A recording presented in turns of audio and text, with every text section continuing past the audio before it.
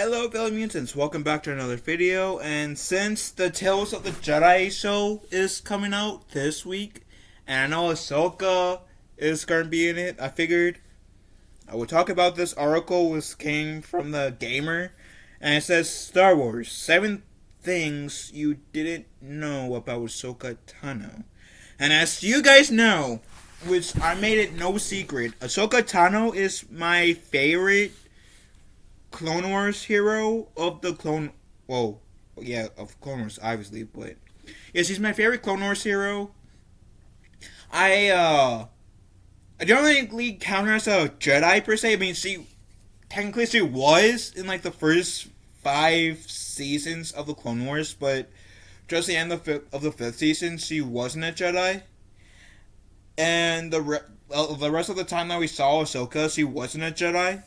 So that is why I don't really call her a Jedi, and that's why I refer to her as my favorite Clone Wars hero. She does carry some of those Jedi beliefs throughout her life. I don't feel like she's a Jedi per se, technically, and I don't know. Correct me if I'm wrong. Anywho, let's get into this. Ahsoka Tano is a Tortugan Jedi and the former Padawan of Anakin Skywalker. She has been a beloved Star Wars character for years, and fans are finally being satisfied with a television show dedicated just to her. And yes, we're getting a Ahsoka show, I think, coming out next year, for those of you who doesn't know. If you've watched the Clone Wars show all the way through, plus the Rebel show, you probably know a lot about this passionate woman, but you might not know it all. This article covers some of the interesting details you can discover about Ahsoka in various parts of Star Wars canon. So let's do this. To Sir Laku, if you're a dedicated Star Wars fan and watch Rebels TV show, you may have noticed that the protrusions of Ahsoka's head are fairly sizable in that show, but are considerably shorter in The Mandalorian. It gives her effect of looking too human to be alien, but too alien to be human, all resulting in a strange character design that just doesn't gel with fans' image of her growth. Apparently, it's an unavoidable change. According to the showrunner, long protrusions,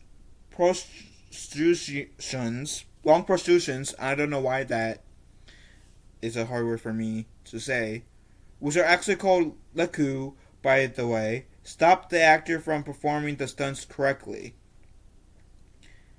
And that's understandable. Like, sure, ideally you want to see, like, her, like, Leku's to be as long as it was in Rebels. But if it prevents, now I forget her name. Rosario Dawson. If it prevents Rosario Dawson to do the stunts correctly, then yeah, I don't mind them being a little bit shorter. Like, sure, it sucks. We can't see the full thing, but to, like, get it as visually accurate to the Rebels cartoon. But in this scenario, I'm okay with that. If it helps with her performance a bit, I'm okay with it. I'm generally okay with it. It's especially bad considering that the females of Ahsoka's species, the Tortuga, naturally have longer Laku than males. Conversely, the Montreals, the long parts that extends below the face, have more branches of males of the species. And again, sure, accuracy to the look. Sure, it sucks that we can't get her to get it a bit longer. And to be fair, they could potentially CGI it a bit. But like I said, if it helps with the actual performance, that's sure, the look is important to me, and she looks, and basing off of Mando and Book of Boba, Rosario Dawson does look really good to be Ahsoka, and she embodies Ahsoka.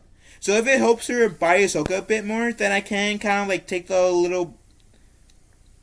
I can take the L a bit for her. What do they call it in here? Laku to be a tad bit shorter than they were in the animated series.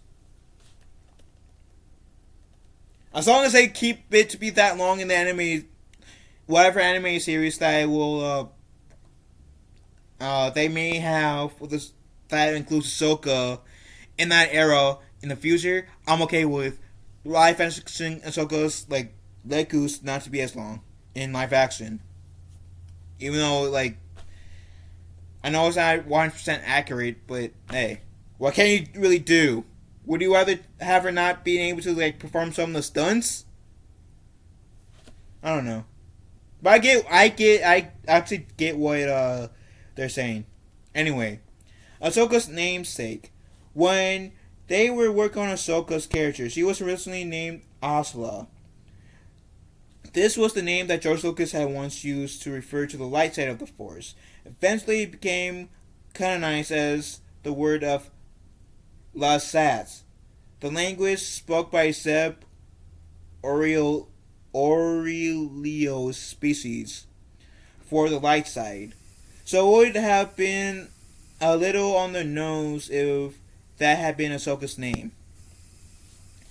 And Zeb is that Chewbacca-looking creature in Rebels. For those of you who didn't watch Rebels, like I should say Chewbacca, like Wookiee, like it's that like Wookiee spin-off looking creature. I should say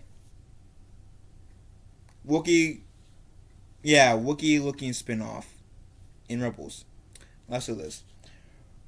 Her real namesake was a historical figure, an Indian emperor called Ashoka the Great. Which I've heard some people refer to Ahsoka I've heard some people refer to Ahsoka and towards the ends of Rebels, Ahsoka the Grey. I wonder if they took it from this. Anywho, Ahsoka the Great, whose reign began around 263 BCE. The emperor majorly influenced the spread of Buddhism in the Mauryan Empire, and the Edicts of Ahsoka are ancient writings of his that discusses the social and religious problems their society faced. An unfinished arc. When the Clone Wars television show ended, we learned that there were supposed to be 12 more episodes that resolved Ahsoka's story. Eventually, 8 of those episodes were finished and released as part of the final season, which came out in 2020. It was hard to believe that it came out 2 years ago. So we're missing 4 planned episodes. We don't know all the details, but they were supposed to revolve around Sith Shrine that Ahsoka would have found underground on Coruscant, and more specifically, directly under the Jedi Temple.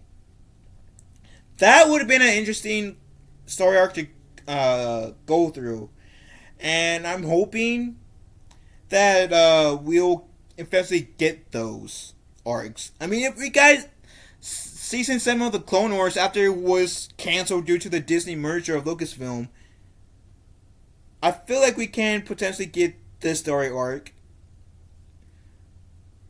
I don't know what Disney will call it. Like, they could play around with like the nickname Anakin gave her in the Clone Wars movie Snips. Just have it called Ahsoka Snips. And Snips could be a play on word for like, yeah, be a pun to her name, her nickname that Anakin gave her in the Clone Wars movie and called her sometimes in the Clone Wars show. But also, Snips could be like little snippets, like little like just a mini snippet episode arc of Ahsoka of this. I don't know how well that could work into continuity, but I'll be open to seeing that. I'll have to get more information about that to really know how I will feel about that being turned to like canon. But at this very moment, I would love to see Ahsoka finding a Sith shrine in the underground of Coruscant. That'd be cool. That's an interesting concept for me. Anyways, encountering with the encounter with the Bendu. The timeline of Star Wars can be weird and convoluted at times, but we know one thing for sure. Osaka definitely met the Bendu during the Star Wars Rebels show, specifically the episode The Mystery of Chopper Base. Intuitively, fans may have been suspected. Fans Intuitively, fans may have suspected it, but showrunner Dave Filoni confirmed it by tweeting their dialogue and some artwork. As you might have guessed, the conversation is cryptic, short, and fake, but seems to allude to Ahsoka's upcoming confrontation with her former master. Which I still think that her battle with Darth Vader should have been her like where she met her end, because that could have like helped with the Vader arc a bit more. And in a way, you could say that Vader thought that she died, sure, but it wouldn't it be poetic that Ahsoka stayed there trying to comfort Vader to the light? It will be like the whole like poetic tool with her and Luke Skywalker. She died, at the hands of Vader, trying to convert him to the light side, while Luke was successful in converting Vader back to the light side. So I think that would be poetic if Ahsoka met her end in her duel with Vader in Rebels Season 2 finale. Anywho, preferred lightsaber form. Lightsaber combat is not merely swordplay. The wield of force abilities, the use of an omnidirectional blade, and the type of opponent, among other aspects, play a part in how a Jedi use their sabers. As a result, several distinct forms of combat have been developed. As younglings train, they are taught all of them, and eventually come to master a few. Ahsoka favors the Shin discipline of Form 5. It is designed for fighting opponents with blasters, as Ahsoka often used during the Clone Wars, while also being optimized to allow the Force user to hold the lightsaber in reverse. Which she does have like two lightsabers where she... Actually, I do think she kind of holds her lightsabers like kind of like this. This is typically how Ahsoka. Like, I'm kind of like butchering how like she really does this, but this is like the reverse hand grip that I know is some Jedi use, specifically Ahsoka. Anywho, her master Anakin Skywalker also used Form 5, but favored the dim show. So disciplined that it's used against the melee opponents. Which, I do have the Jedi Path book, and this whole page is dedicated to learning Form 5. Right?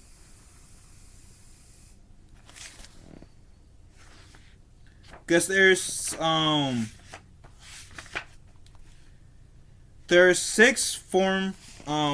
Jedi forms, right?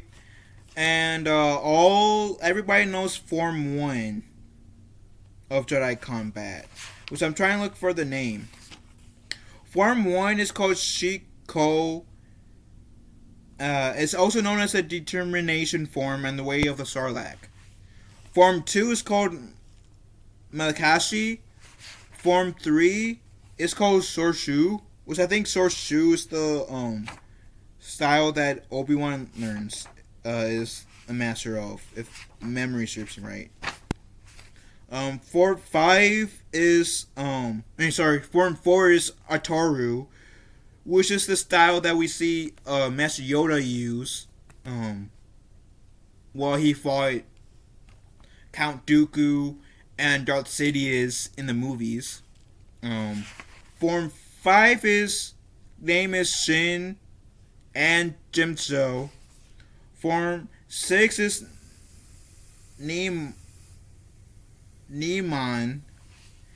And there's this seventh form that is prohibited for like the use of most Jedi because it draws in to the dark side of the Force, which I'm trying to get so I can masterfully tell you guys. So jump cut time.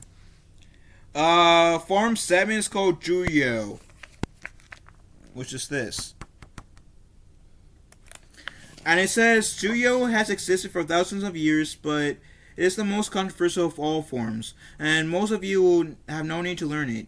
Julio is nicknamed the Way of the Fornsker, but in my view, is the best described as the alternative title, the Force Ferocity. And it says later on,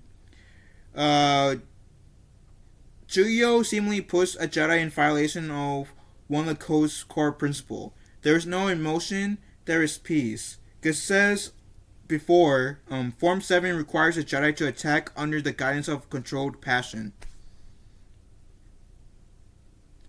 And I think the style that Mace Windu uses was called Fat Pad was derived off of Julio.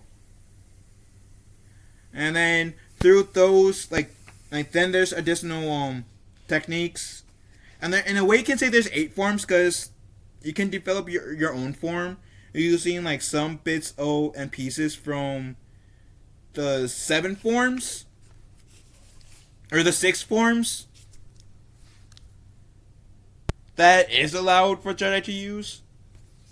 So yeah, you can develop your own style. So little bit of a history lesson. Sorry. Sorry, I feel like going through that since they talked about preferred lightsaber forms. And then she knows some Yurkita. The Sith Order is pretty mysterious. After wiping themselves out many years ago, the Sith swore to only have one master and one apprentice at a time, which is commonly known as the Rule of Two.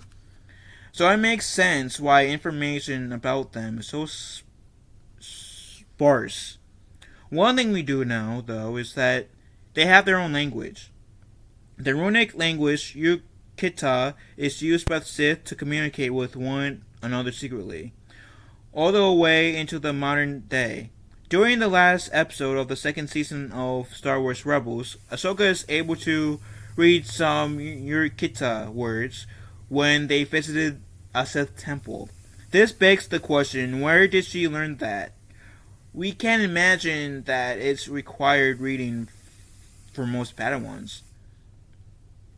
Well, and to further that, she did leave the Jedi Order in like season 5 because she felt like the Jedi didn't have enough faith in her. So if the Jedi didn't have enough faith in her, she felt like she couldn't have faith in herself for the most part, right?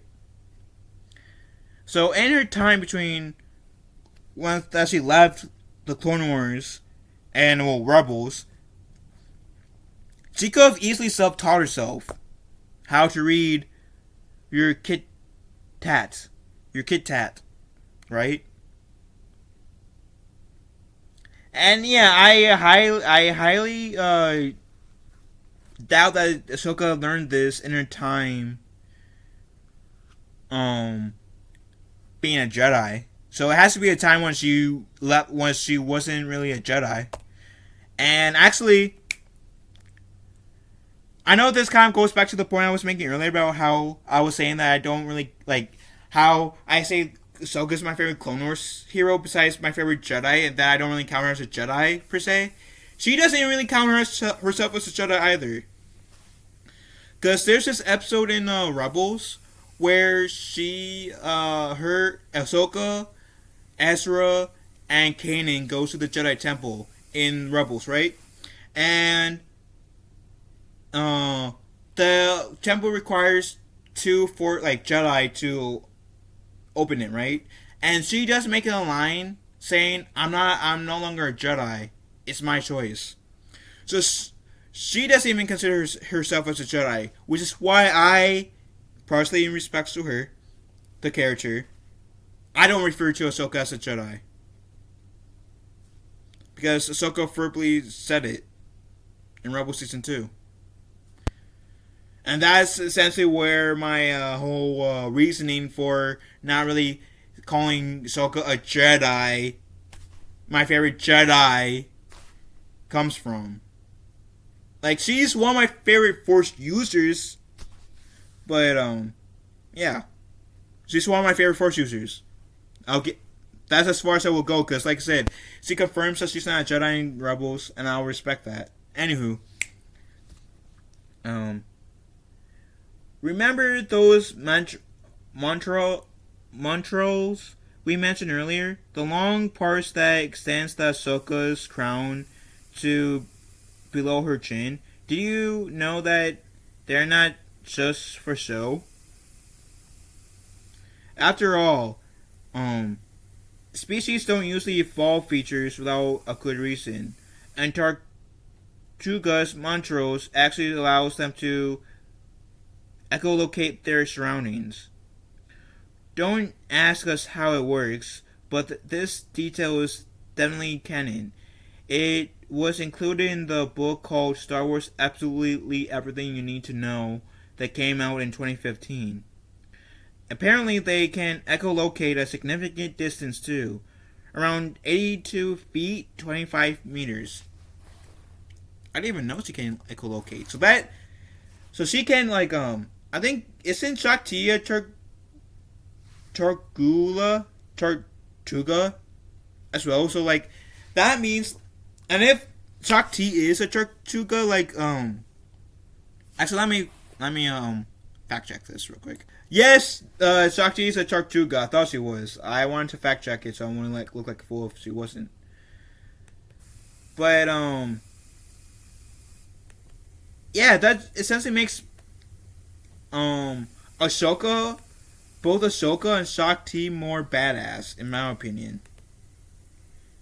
And wow, okay. But those are 7 things that, if you guys didn't know about Ahsoka, now you guys do. So there you guys go.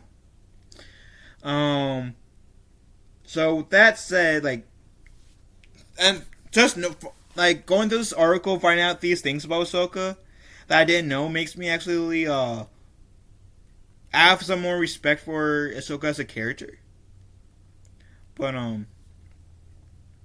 yeah, I've been a big fan of Ahsoka. She's one of my favorite Star Wars characters, one of my favorite Force users, my favorite Clone Wars hero. This makes me look at Ahsoka in a different way, in a positive light. But anywho, I've been talking your guys' ears off for long enough. What do you guys think about this article? Which I shall have linked the article and pin comments down below, so if you guys want to give this a read yourselves without having to hear my voice, you guys can. But with that said, love you guys, have a wonderful day, be kind to one another, and may the Force be with us all. Later, taters.